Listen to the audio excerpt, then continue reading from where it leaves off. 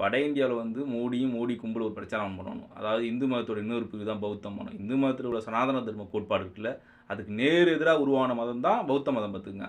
ஆனால் அந்த மதமே வந்து இந்து மதத்தின் இன்னொரு பிரிவு ஆற்றுவானுங்க. இங்கே வந்து வள்ளலாரை தோண்டுவானுங்க. அப்புறம் ஐயா வைகுண்டம் போய் தோண்டுவானுங்க. அதாவது இவங்கெல்லாம் சனாதனவாதியாம். இவங்களும் சனாதன தர்மத்துக்கு நேர் எதிராக செயல்பட்டவங்க.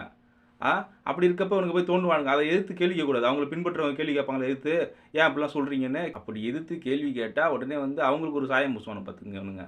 அப்படி தான் வந்து ஐயா வைகுண்ட பின்பற்ற ஒருத்தர் வந்து பேசுகிறாரு. பேசுகிறப்ப வந்து அவர் வந்து ஷானவாஸ் கூட ஃபோட்டோ எடுத்துருக்காரு.